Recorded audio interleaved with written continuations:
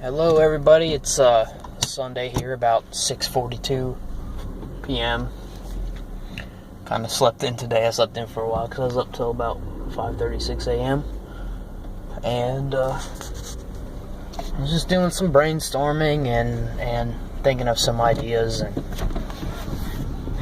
me, I guess making this video kind of relieves me of a little bit of stress and just get stuff out there, and what I was going to talk a little bit about was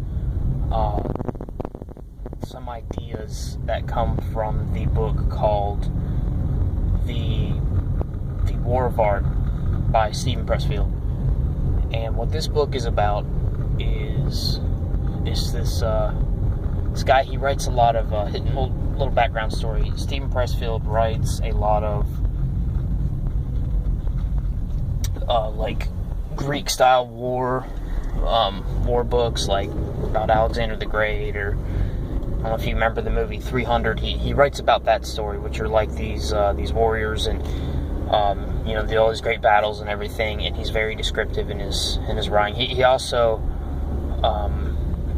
he wrote a book that became a movie, which is it's that one with Will Smith. It's something of Bagger Vance or something. It's like a golf story.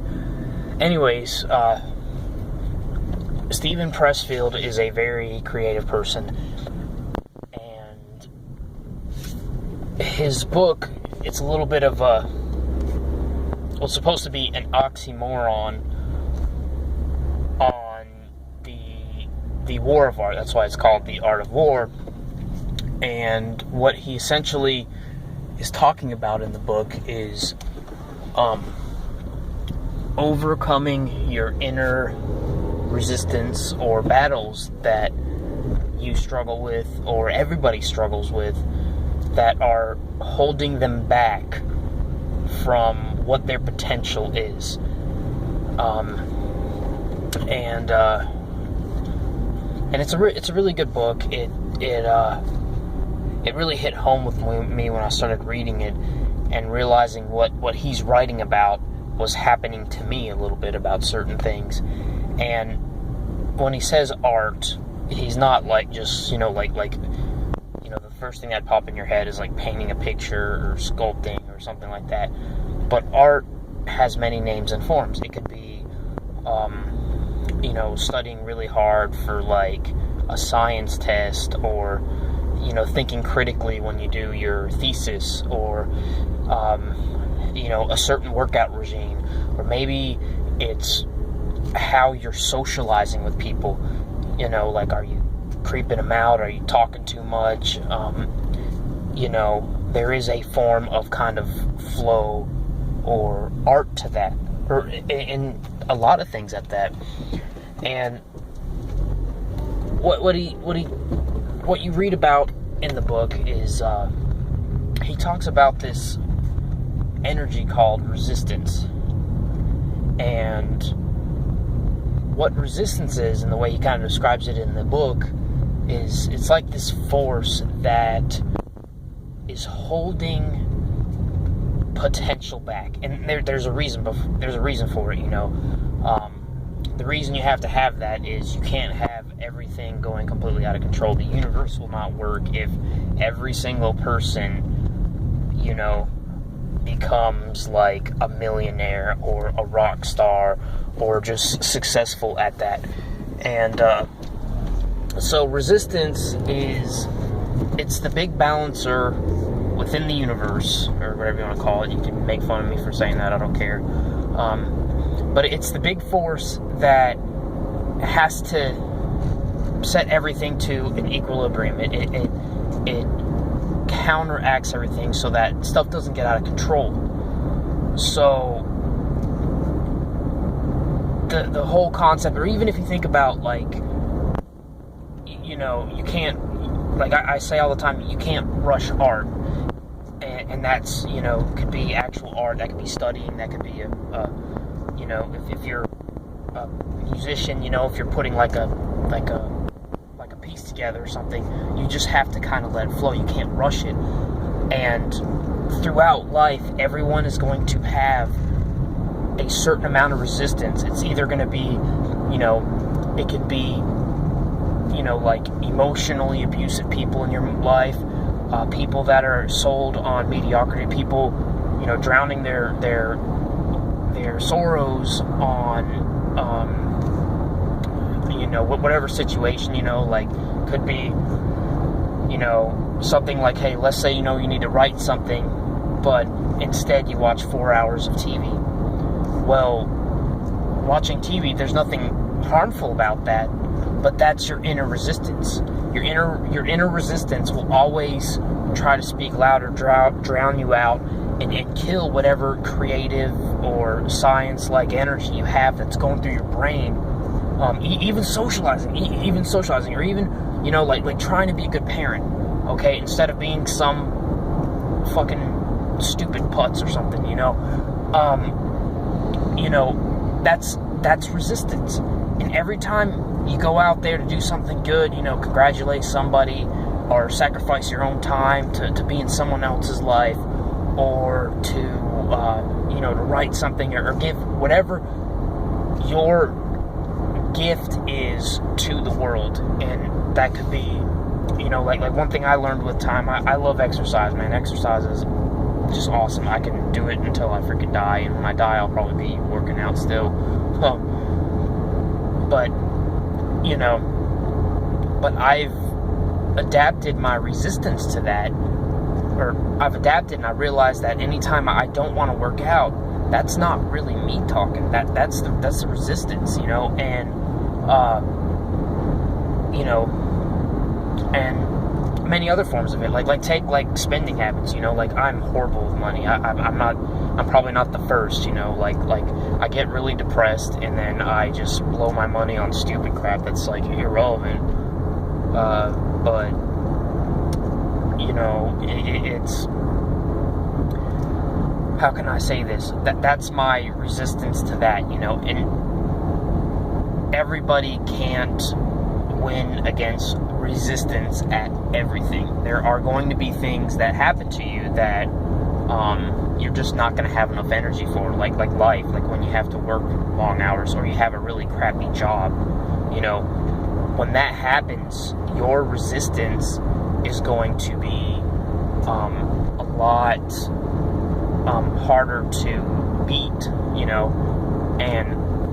and I think that every human being out there, and I know everyone's not, maybe it's only going to be like 15 or 20% or something that actually realizes, like, oh, this is what's going on. Okay, I'm not going to let that happen to me. However, everybody else, the world needs that. The world needs mediocrity. It needs people that are just going to kind of do their one thing, enjoy their life, and just be happy. There's nothing wrong with that. However, if you're not one of those people, if your brain is just wired a particular way to express certain things, and I don't know what the fuck it is, it's different for everybody, but if you're wired to, I have to do this thing, I gotta do this, and I don't care what happens, I don't care if the whole world burns down, I'm gonna do that freaking thing, okay? If you're one of those people, okay, and that's, it could be like that with, maybe not healthy, but if you feel like that about making money, or if you feel like that about, like building something, if you feel like that about like math or science, or, getting a degree, or music, then you have to do that. You are one of those exceptions. And it's not even about fame or status, or I'm going to show those guys, like a lot of artists or musicians and stuff, or even talented people at that sciencey talented, a lot of people, they use those things as like a form of validation, like, look at me, I'm so fucking special, like this is my thing. It doesn't matter. It doesn't matter if it brings money or not. It doesn't matter how much recognition is there. What matters is you look at that thing and you're like, I did that, and that's cool, and then that's it. Now, and this, not even just art forms, but this could apply to, how you'd raise a family, or just being a fun person. Like let's say, a good example of maybe like a non-art thing, but maybe a form of expression would be like, you know, if you struggled with being shy, or you feel insecure, or just really depressed, like you're so fucking depressed that like you just can't fucking think, man. You're like fuck this shit, you know, and you're stuck in a rut, man. If that happens to you, then you have to dig deep and be like, I'm gonna socialize, or I'm gonna, you know, I'm gonna do a very small, nice thing for someone else, because by doing that, I free up who I am and become a little bit better.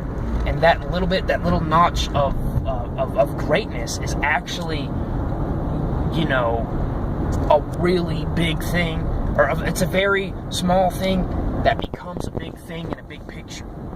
You know, because that gives you a little more fight the next time you go, and then the next time, and then the next time, and you just slowly kind of build on that.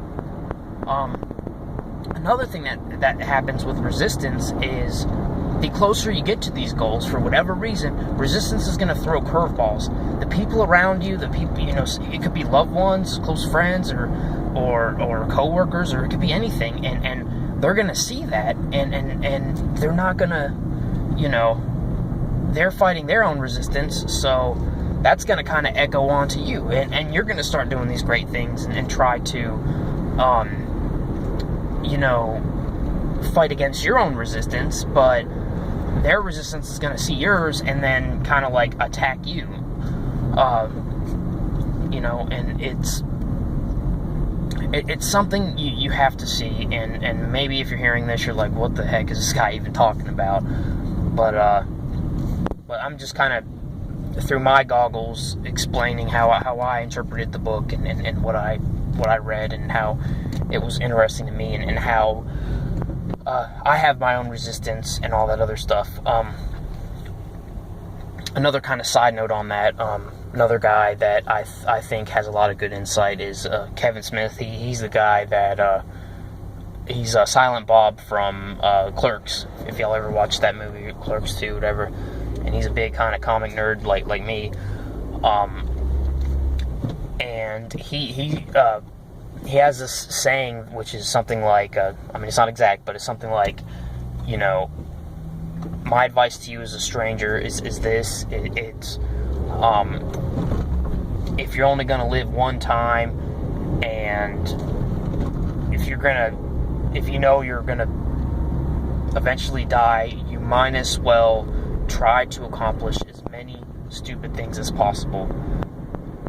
And what he meant by that is, like, you know, any little stupid thing that might seem insignificant to everybody else, for whatever reason, your mission or your quest is to do that stupid crap, or whatever it is. You know, it could be, I'm gonna make sure I take my little daughter to school every day, or it's gonna be like, you know, I'm gonna work on a painting every day, or I'm busting my ass at work, and I'm really fucking tired, and all this other stuff, But I'm gonna go out and socialize. I'm gonna go out and talk to like 10 or 15 random people and see how they're doing, and get out of my own freaking stupid head. Or I'm going to, you know, catch up with with some military vet buddies of mine, or maybe call some people and see how they're doing. You know, it's not always about you, you know, and just kind of working the angle that way. So, anyways, I'm starting to talk too much. I'm gonna go ahead and stop my rant, but yeah, that's just something to think about, man. If you have that, if you deep down are feeling in your gut there's something more in this world you're supposed to fucking do, you listen to that shit. If you're in a fucked up relationship, you know, I mean, I get every relationship has ups and downs and all these other crazy things about them, you know, but you know who you are if your relationship is douchey. I mean, it doesn't mean, it's not like if you're in an argument or something and you're like, okay, now I'm going to stop. No, that's, everyone's going to argue, and you're going to have patience and realize it's grass is greener mentality thing. You know, every relationship's going to have that, but just if it's something that's not, it's not good for your well-being and soul or whatever, you know, I mean, try to work it out, but, you know, it is what it is. Anyways, I'm talking too much. Well, y'all have a good one.